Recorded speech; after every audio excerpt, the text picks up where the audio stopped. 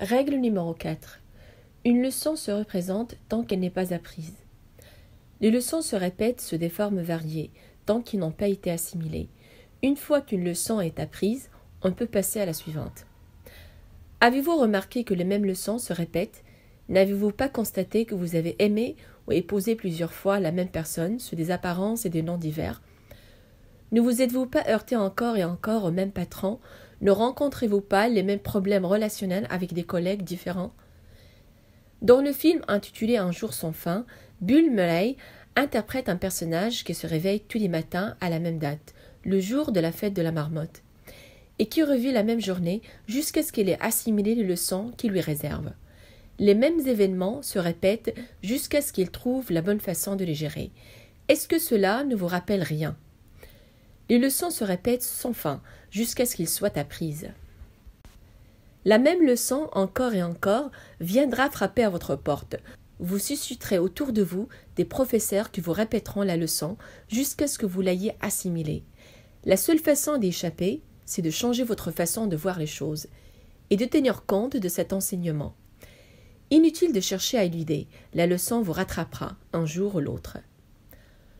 Relever le défi suppose que vous acceptiez le fait qu'à l'intérieur de vous-même, quelque chose vous attire vers le même genre de personnes ou le même type de problème. Aussi difficile à supporter qu'il vous semble au premier abord, selon Carl Jung, aucune prise de conscience n'est exempte de souffrance. Et de quoi d'autre s'agit-il? Si vous acceptez enfin de revoir votre comportement pour pouvoir passer à l'étape suivante. L'objectif de la règle numéro 4 est d'identifier vos schémas de pensée répétitifs et de vous en débarrasser. Tous les psychothérapeutes vous le diront, ce n'est pas chose facile. Changer n'est jamais simple. Préserver le statu quo ne va pas dans le sens d'une progression spirituelle, mais c'est beaucoup plus rassurant. Vous avez creusé l'océan il y a très longtemps, afin de vous protéger du monde extérieur. Se risquer hors des sentiers battus est toujours inconfortable, sinon effrayant.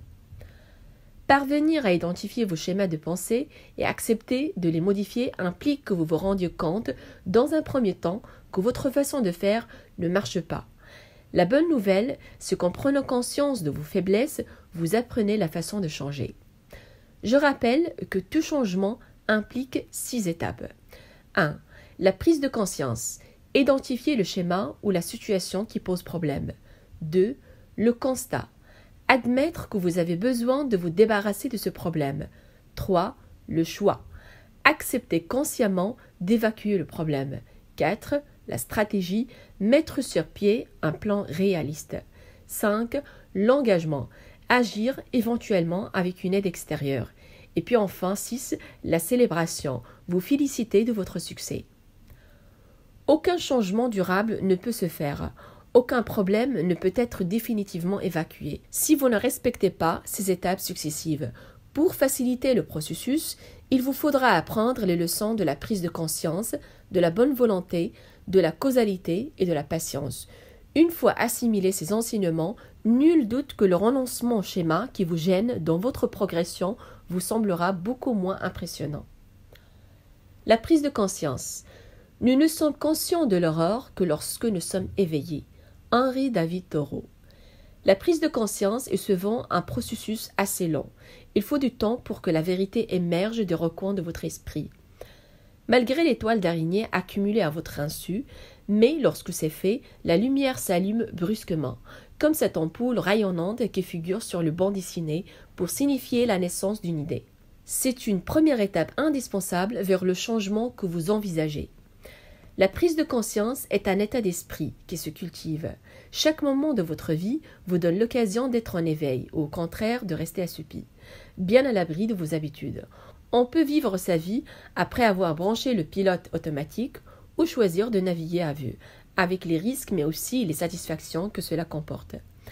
Parvenir à une prise de conscience claire suppose que vous sachiez identifier les raisons qui vous incitent à reproduire les mêmes schémas. Après cela, vous pourrez entamer le processus qui vous conduira à vous en débarrasser. L'occasion de prendre conscience d'un problème se présente chaque fois que vous vous sentez mal à l'aise dans votre vie. Chacun des moments où l'envie vous prend de dévier de votre chemin, où vous avez la vision de quelque chose de différent, vous invite à jeter un regard en vous-même et à vous poser la question: quelle est la part de vérité profonde dans ce que je souhaite? Quel changement dois-je opérer pour parvenir à mon but? La réponse à ces questions vous amènera à une prise de conscience. Les moyens de se réveiller sont multiples. Porter attention à vos sentiments est la meilleure façon d'accéder à vos mécanismes internes. Les sentiments sont des voyants lumineux sur le tableau de bord de la vie. Lorsque l'un d'eux s'allume, soyez sûr que c'est un signal pour vous alerter sur une défaillance interne. S'interroger sans complaisance sur son propre comportement permet de rester en éveil. Lorsque vous observez vos réactions aux spectateurs objectifs, l'écran opaque de vous a priori disparaît et vous êtes en mesure d'identifier vos schémas répétitifs. Le fait de se voir dans diverses situations et de remarquer les mêmes réactions aux mêmes causes permet de retrouver le fil et de remonter à la leçon correspondante. Certains ont recours à la méditation, à l'écriture d'un journal, à la psychothérapie, toutes démarches qui peuvent effectivement aider à y voir plus clair. D'autres collent des post-it sur le miroir de leur salle de bain, et ça marche. En ce qui me concerne, le fait d'être entouré de gens qui cherchent leur voie et qui la trouvent est le meilleur moyen de rester éveillé.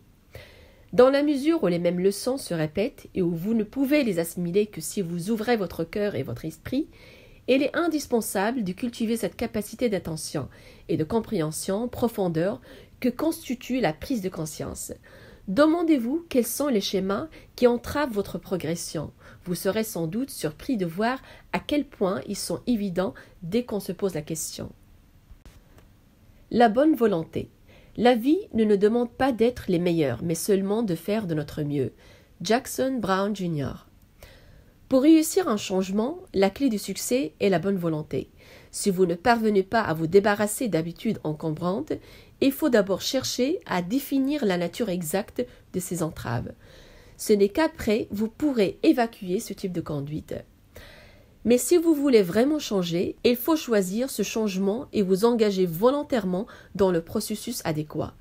Si vous vous contentez de penser que vous devriez changer, vous déciderez peut-être de le faire, mais vous le vivrez comme un sacrifice. Suivre la mode, l'avis de ses amis ou les conseils de sa famille conduit à des décisions. C'est votre intime conviction et pas autre chose qui peut guider votre choix. Supposons que le changement envisagé soit de cesser de fumer. Si vous voulez vraiment vous arrêter, vous choisirez de le faire et vous vous engagerez à réussir. Si au contraire vous avez le vague sentiment que vous devriez vous arrêter, vous vous y résoudrez peut-être, mais au prix d'un effort douloureux. Même chose en ce qui concerne un nouveau régime. Si vous voulez réellement adopter ce régime pour vous sentir en meilleure forme et en meilleure santé, c'est un choix. Mais si vous estimez que vous devriez le suivre parce que les journaux en parlent ou parce qu'une amie le fait, vous agirez à contre-cœur et sa discipline imposée prendra le goût amer du sacrifice. En résumé, la volonté conduit au choix qui conduit à son tour à l'engagement. Le sens du devoir conduit à la décision qui conduit à son tour au sacrifice. La prochaine fois que vous essayerez de changer quelque chose dans votre façon de vivre, posez-vous la question suivante. Est-ce que je souhaite sincèrement changer sur ce point? Si vos efforts n'aboutissent pas, il y a de fortes chances pour que la cause de cet échec soit votre propre réticence. La causalité. À toute action s'oppose nécessairement une réaction similaire. Isaac Newton. Selon le principe de causalité, les mêmes causes produisent les mêmes effets. Il faut donc bien que nous admettions que nous sommes nous-mêmes la cause de nos ennuis. En d'autres termes, ce qui nous arrive est provoqué par notre façon de nous projeter dans le monde. Vous aurez quelques difficultés à abandonner l'idée que les circonstances nous asseyent pour penser qu'ils sont en effet les conséquences logiques de votre propre conduite. Si vous restez dans votre tête une victime innocente du destin, vous n'aurez à endosser aucune part de responsabilité dans ce qui vous arrive, et vous pourrez rester bien à l'abri derrière le bouclier de vos schémas de pensée. La patience. Soyez patient lorsque l'heure sera venue de vous réveiller et d'aller de l'avant, vous le serez. Ram Dass. Être patient, c'est garder une humeur égale, même lorsque les conséquences de ces actes se font attendre. Chaque fois que vous tentez d'opérer un changement en vous, vous êtes confronté à la leçon de la patience. Vous attendiez des résultats immédiats et vous êtes obligatoirement déçu, parce que les premières tentatives sont rarement réussies. Lorsqu'on veut perdre quelques kilos, il n'est pas rare que l'on prenne des libertés avec son régime. Du même coup, on s'en veut terriblement de ne pas être capable de respecter une discipline. Changer quelque chose à sa façon de vivre est difficile, vous le savez bien. Vous devez apprendre à être patient, à ne pas trop vous brusquer.